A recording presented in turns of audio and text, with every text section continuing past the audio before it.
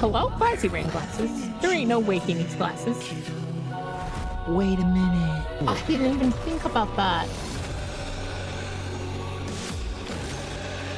Don't do it. You'll die. Huh! I didn't even realize that. Ah! I'm telling you, my mind is boggling at some of the ideas here. That's why. Was she corrupted by Wally too? I gotta say, this guy's really fun to play. What is this? It's Dante!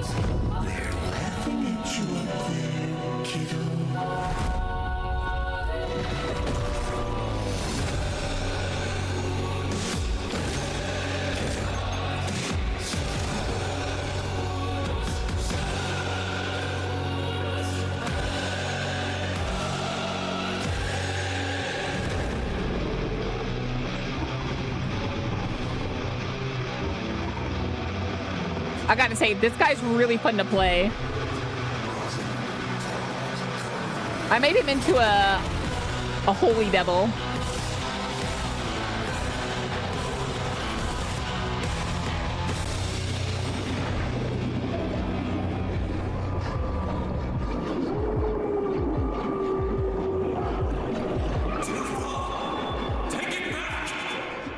Hey all, Siege here, and today we discuss the events that transpired within the old piece. I have, Archive. I think it's fairly safe to assume this quest was going to uncover aspects of the past we were not completely aware of, but play through it one time and I'm sure you'll find yourself wondering far more than expected, what exactly did I just see? And you'd be right to do so. But I'm going to do my best to explain the events of the quest and have you consider the fact that we've been lied to by everyone.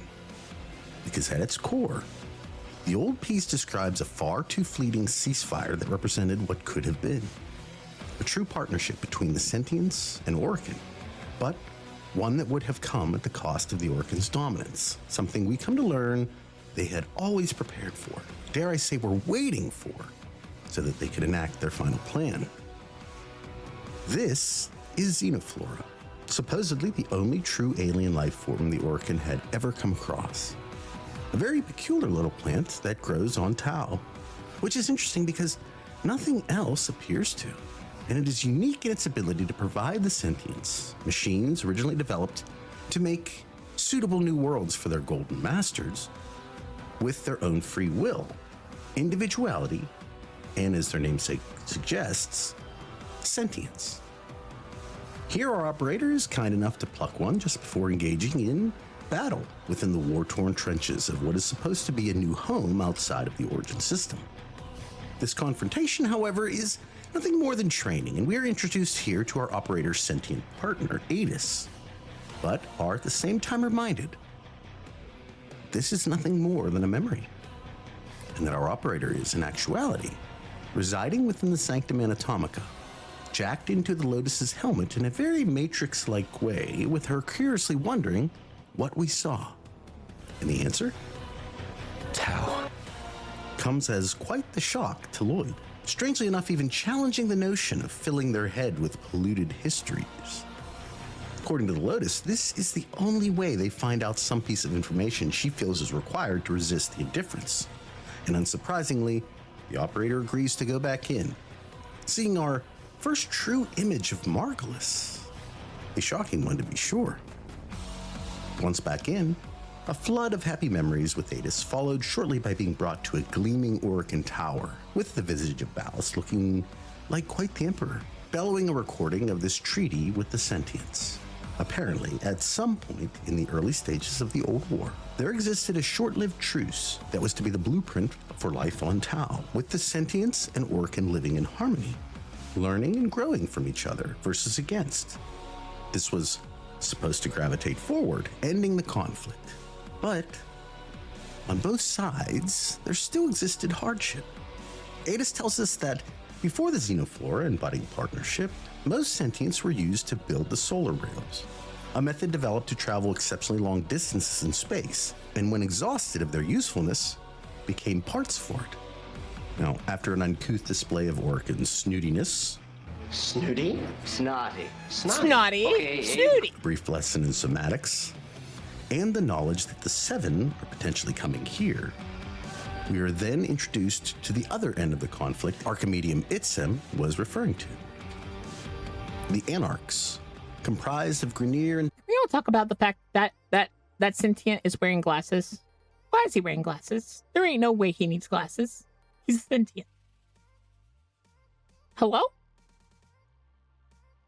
Dax, Orcan soldiers themselves that are not interested in a partnership with the Sentients, and in many cases, the decisions the Seven are considering with the idea of this treaty. And we come to learn why exactly that is. However, just before, we also realize we have a dark passenger aboard this little trip down memory lane. That's the spirit, kiddo. Limb from limb. Shut up. So keep that in mind for later. For now, the danger that exists, the danger we're here for, resides within this old Orcan structure, a world seeder, meant to make the air on Tau breathable, and one they made sure to tell all to stay away from. Now, within the bowels of this sentient graveyard resides the one calling out for help, trapped in a cage of its own kin, and Galastra reveals the terrible truth. First, at this point, it's the xenoflora that makes the air on Tau toxic. Although I'm not sure that was always the case, but more importantly, without them, the sentients lose their concept of self and revert back to common machines, desiring a command, with the prospect of falling back to the hive mind appearing to be especially bad for them, although this mind is not really expounded any further at this moment. And it's here where we are forced to battle Adis' friend. Hey, mortal. Unfortunately, we are forced to kill it in what appears to be self-defense. But it's something our companion does not take lightly, and this very well may have forced us back to the Sanctum, where the indifference is essentially waiting at the gates and once in.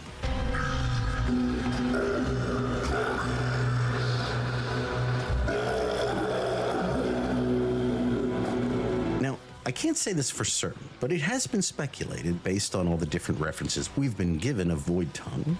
The message heard here is essentially telling the Maraloke, the child or devil of the void, depending on your interpretation, to submit to it or them in no uncertain terms. And let me be clear, that's still speculation, but based on context clues we already understand. And even with the idea that it knows the operators here and potentially why, we go back into the Dark Refractory and continue a journey we've already taken. However, like playing an old VHS tape that hasn't been rewound, we show up this time just a bit too far in the memory, foreshadowing an ominous path. But once corrected, we revert back to first explaining to Itsum that we have the voices under control, something they all should have probably been a bit more careful with and concerned about, but also Galastra's intentions to turn the sentients into mindless machines, capable of being used to great effect in poisoning the treaty, but also finding Adis and making things right. Once we have repaired the minor rift that happened between ourselves and Adis, we are again brought to the surface, and the reason is quite shocking. Prey, as Galastra calls it, is essentially some kind of valuable asset she plans to assert her will on. So flying back to Parida allows us to capture and interrogate high-ranking officials within the Anarch's hierarchy, known as Lestratus. And in doing so, we learn their target. Within a ship they were able to bring down is one of the seven, with Adis speculating the reason Galastra needs the sentients to lose themselves is to be able to actually murder one of these Orcan, something the Dax are not permitted to do per their oath. And of course, the man on the wall has his own take on the matter at this point. Slice, burn, name. We love it when you cut loose. But I would argue this phrase is actually more in regards to the brief vision the operator received earlier, with its context coming into play very soon. The operator does realize that if the treaty dies, with the sentient killing one of the seven, this would bring everything back to war. with protecting the xenoflora being the only real thing that matters, as the extinction of the plant would mean the extinction of the sentient selves, their conscious identities, and in theory at least, without specific orders, being really no different than the infested, belonging to the original hive mind Ada speaks of. And with this information, they must protect this transport at all costs. Along the way, they encounter Uriel, the devil frame, who Adis explains was justly bound here by the sentients for doing the devil's work, as he calls it. And because of the situation we find ourselves in at the very moment, we aren't able to ask for any more clarification on the matter. But after making sure the supposed executor on board was safe, the transport reveals the passenger to be none other than Ballas, telling the operator to, interestingly enough, remember this before disappearing and simultaneously having the vision interrupted by the Indifference's assault on the Sanctum, even reverting the Kavia back to their pre-Jahu Gargoyle mindsets, with Lloyd pleading for the Tenno to end the usage of the refractory as it could very well allow the Void to take them, as Lotus had made mention of when she first arrived here in the Sanctum Anatomica. You, my child, the great Indifference wants to take. I want to let it. I feel only the call.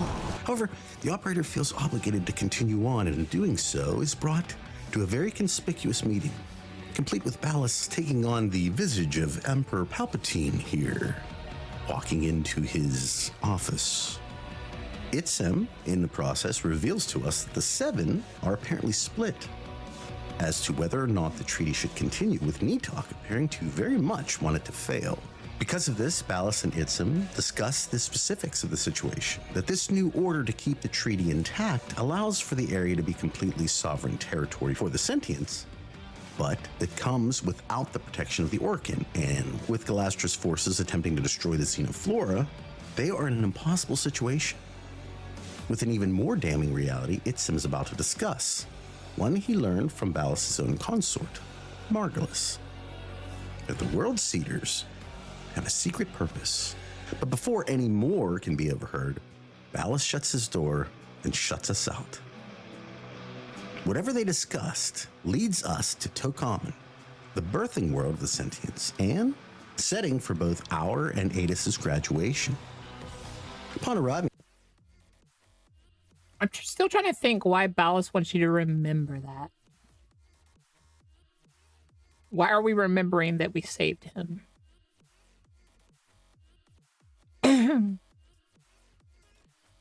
Is that his way of saying early on that,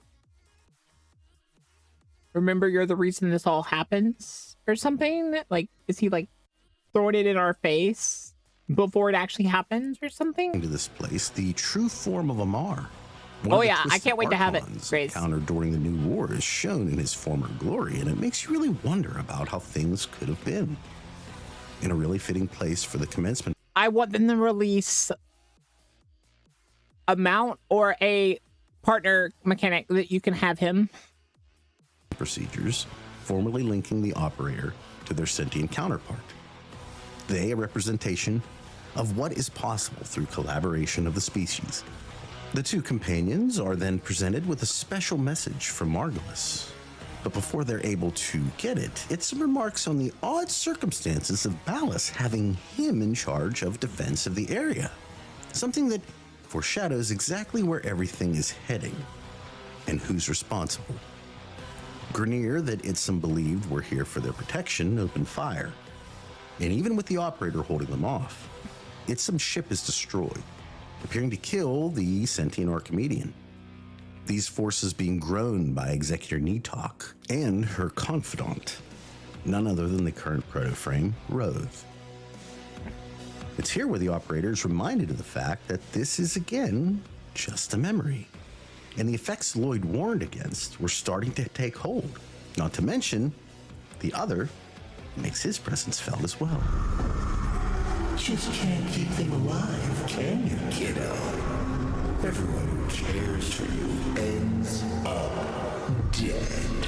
And as things continue to deteriorate, Adis and the Tenno view the message Margulis supposedly sent. Galastra tried to steal the life of my love. For that alone, she deserves death. But the complete extinction of the Tau blooms, which she plans to bring about, would hurl us back into a state of war. With the collusion of Executor Natak and her lackey Roth, she has sequestered herself and her followers within the World Seeders, the armored Zeraman Ova of old. But they have a flaw, a destruct sequence. This Ayatan holds the trigger codes. Deliver it to the World Seeder's heart and turn Galastra's fortress into her funeral pyre. I saw part of the message. I seem to have found it. This is our most desperate hour. Help me, Obi-Wan Kenobi. I did feel a little bit of the Star Wars from this moment. Find themselves to the World Seeders, the egg-shaped structure from the opening mission. And I did feel a little bit of the Star Wars. They definitely kind of loosely based this on this part of that part of Star Wars. The whole getting the message late, doing the message, but it not fully helping the situation. Plan is to access their destruct sequences, in theory destroying the Separatists en masse and crushing the largest force still fighting against the treaty. Yeah, that's what I was thinking, Locke, and it was his narcissism, basically saying, remember this when I win. To take out Galastra is halted by an Ascaris-controlled Protea, something that apparently puts a great strain on the user, and is why the Tenno are unique in their ability to truly command Warframes, as well as enhancing their own innate gifts. And while larger, a gameplay choice so that we can actually see them better. These Warframes are obviously comparatively much weaker than the operator-controlled variants, falling quite easily in their attempt to halt our progress. What is able to stop us in our tracks is a sudden realization accompanied by a surprising visit from Lloyd. Only now do we remember what's about to happen, and as Lloyd states, "You're not on town. This is a memory. It happened. And I'm so sorry, but we can't change any of it. But we're almost at the part where... It's okay. I'm here. My light is with you. Always." because this trip was never about changing anything. It was about reclaiming the memory of what occurred here. But it's my opinion. The emotional stress of this moment allows the indifference its chance to finally take the Tenno. Or does it? This development is incredibly odd, yet one that I think most people saw coming, especially with the verbiage used in the Lotus Eater's quest. And her help, seemingly aided by the indifference in pulling us out, allows the Tenno to quite literally rise up and dispatch the rest of the encroaching murmur outside the refractory, giving us the opportunity of one more try at revealing the memory the Lotus so desperately needs. And with it, we are brought face to face with what appears to be something like an Imperial or Fabergé egg. Fabergé and by egg. interacting with it, it begins to emit a very familiar jade-colored light. Wait a minute. Is that Jade like killing people? I don't know. With Galastra commanding one more frame to try to stop us. In the process, asking a question the Tenno will come to consider many times over from this point on. And once she's defeated, the truth of the matter is revealed. The information that Itzum had delivered to Ballas was being utilized here as well, but this time by our own hand. And while Adis shows just how enlightened he has become by staying his hand in killing Galastra, the truth of how bad things have become and how much worse they are about to get are all too apparent when the Xenoflowers all crumble to dust, with the atmosphere even appearing to be breathable now for the operator. These World Seeders had always been here for a singular purpose, that if any time the Executors no longer wanted to deal with evolved sentient intelligence, they could just open these structures and destroy every bit of the one thing that kept them from reverting back to no more than metal slaves. And that, at this point, it appears that was always the plan. The treaty was always little more. I didn't even think about that. after you do that, all the flowers start disappearing because the atmosphere is too much for. Oh my god! Hi, Louis. But I don't think it's. I think it's made to look like it's Margulis. I don't think Margulis does it. More than a show. It's supposed to blow that place up. It's not supposed to activate the egg. Now that their worlds were built, they would be far better suited to never have to deal with an uprising like the Old War, and in this case, they would even be implicating the operator as the perpetrator for this heinous act. Perhaps to even turn public opinion against them as well, and truly become the Golden Lords without challenge once again. All of this puts Adis into a rage, blaming Margulis and commandeering the Hunhullis to bring justice to those he feels responsible. But because they had already been branded traitors, our Tenno realizes that his friend is likely marching to his own death. And while we attempt to keep him from going, forces arrive to collect both of us, with Adis using the last of himself to both apologize and reinforce our light with his own. Tenno, I heal. I try. Cast and cry, raise the moon, pines high. I can repent of night, for that wash over moon.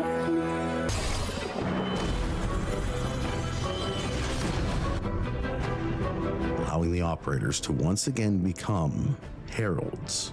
Hey, lose your light? Here, you can take mine.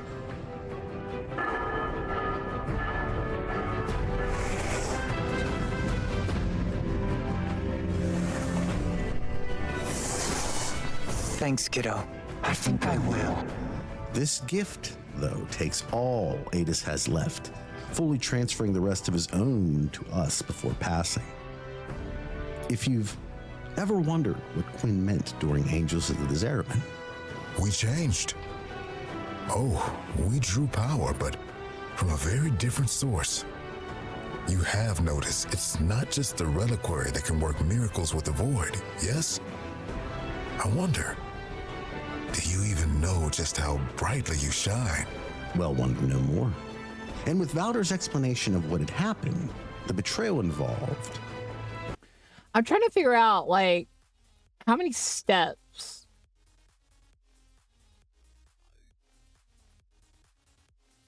It's obviously, Ballas, like, knew some of this stuff was going to happen. And knew some of this.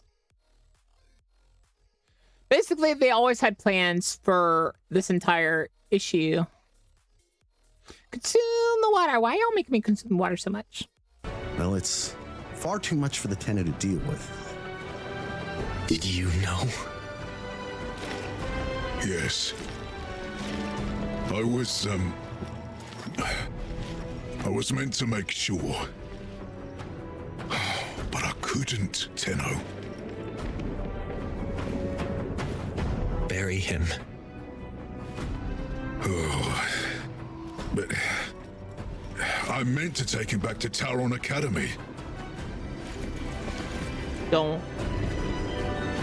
I wouldn't do that. Don't Ditching do the it. more You'll die. benevolent Excalibur Prime frame for something far darker, far more appropriate for the task at hand, and as such, begins a solemn journey that leads us straight to hell in the devil frame, Uriel. Now, if you've ever wondered what Nessie meant when talking about the operator's true power in Isleweaver, Do you remember the Zeraman? How much you learned once the restraints were taken off.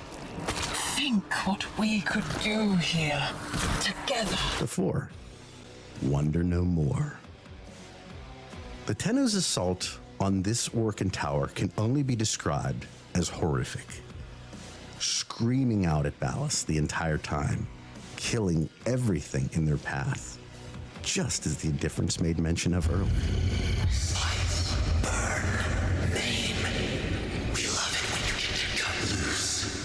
Even Cephalon Daklo has his day in court. Make no mistake, The operator's next line was them at their most sadistic, harkening back to Relzother and the Chains of Hera. Rap, tap, tap! You'll let me in, little piggy! Rap, tap, tap. You'll let me in, little piggy. But consider, Huh! I didn't even realize that. Who really said it first? Destroying Ballas's chamber door reveals the unfortunate truth that he's gone, but Margulis, surprisingly enough, still remains, and explains that Ballas had masterminded the plan, something that they had already realized, and further that she would take the punishment for what had occurred here in their stead, desiring to place them in the dream in order to keep the voices from taking hold, with the familiar sleepiness appearing to come over the operator at this exact moment. And with this, the operator then emerges from the Dark Refractory's waters and apologizes for what he perceived Margulis had been through. Depending on which variation of the Lotus used, she answers in kind, taking the first-person perspective with Margulis and acknowledging her pain finally being able to be diminished, a reiteration of what we already knew with the Lotus in that we both had been used, and that revenge had been dealt justly, with what Nata has to say. But all three at the end have them looking up, with the Lotus reiterating Entradi's exact words from the Hex Quest. Come, now. Murmur expelled. Tau is in sight. Tau is in sight. It will not be the place that you or I remember. Now the old piece proves the true level of... I'm telling you, my mind is boggling at some of the ideas here. Like, some of the stuff is like, okay, yeah, that makes sense. But then like other of the stuff, more questions pop up of like, are we saying there's someone that's the same as Adis there? Are we saying somehow the plant started growing back? Or are we just going to see lots of Orokin? Like, it makes you think about, like, what's going to happen in the next area. Like, what's going to be there, you know? Because it's not going to be a place you and I remember, so it's obviously going to be a lot more nature. Because it was all rocks, basically. So I'm thinking nature. Or is it going to be the opposite side? Is it going to be lots of towers of Orkins? Really makes you think about, like, what is going to happen here. Like, what is the finally aliens? Shut up.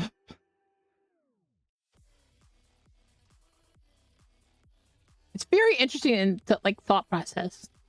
Gravity the Orokin possess, and further how desperate they were to keep control of all they preside over. The fact that the sentients were always just an order away from having their newfound intelligence stripped and being reverted back to no more than drones or worse, depending on the mindset of the hive mind that Adis mentioned, is terrifyingly Orokin.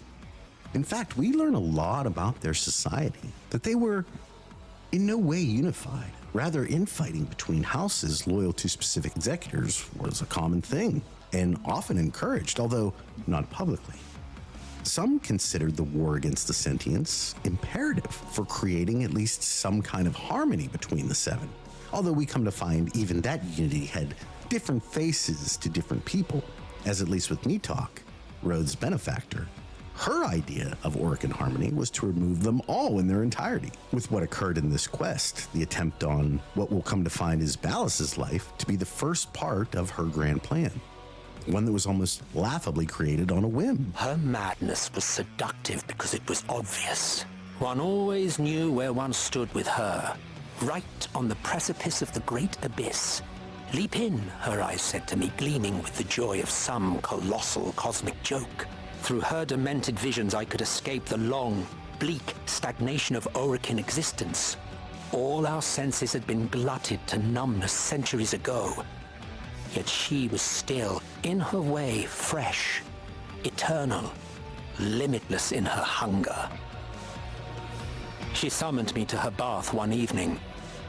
I strode across the mingling puddles of perfumed water and blood and stood dutifully to attention.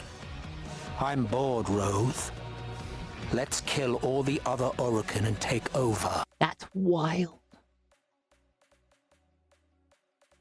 She just one day randomly decides, let's kill everyone. Which, when you think about it, it's not very Orokin-like. Was she corrupted by Wally too? Like, that's what I'm thinking of, because she just, like, randomly decides these things that are very, like, un-Orokin thoughts. There's a lot of evidence to support the idea that the Orokin were not always like this, but had become a monster, by which there was almost no way to kill. Unfortunately, at least for all of them, Albrecht and Trotty happened. And it's here I think it's important to reiterate a tumultuous idea, that not everything we're being shown is necessarily true. The callbacks to the Chains of Harrow, with the timing of a very odd phrase, seemed to put into question who said it first. The Void entity's continued interruptions during the quest itself, blurring the lines as to if these were part of a memory or him watching the whole time. They're laughing at you up there, kiddo. Then there was Ballas's little tap on the temple when he was revealed. And of course, the Lotus, clearly in sync with the man on the wall when pulling the operator from the depths of the dark refractory. Using the exact same words Trotty did. He's Ash in seconds. Given that the Hex quest is essentially occurring right around the same time. Not to mention her continually willing to supposedly put the child she holds so dear at risk, just to retrieve this memory at the very end. It's all just not completely adding up, is it?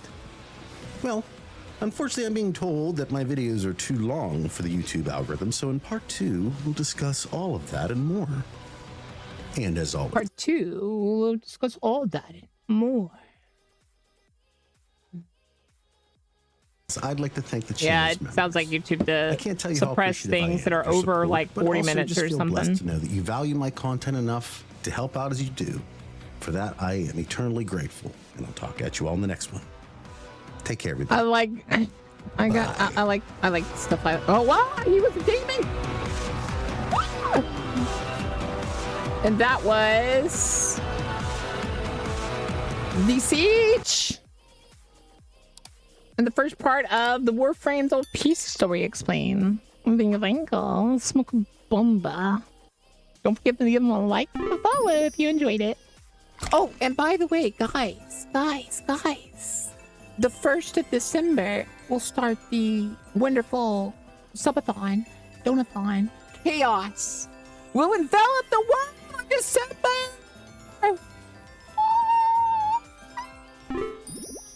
Okay, bye now.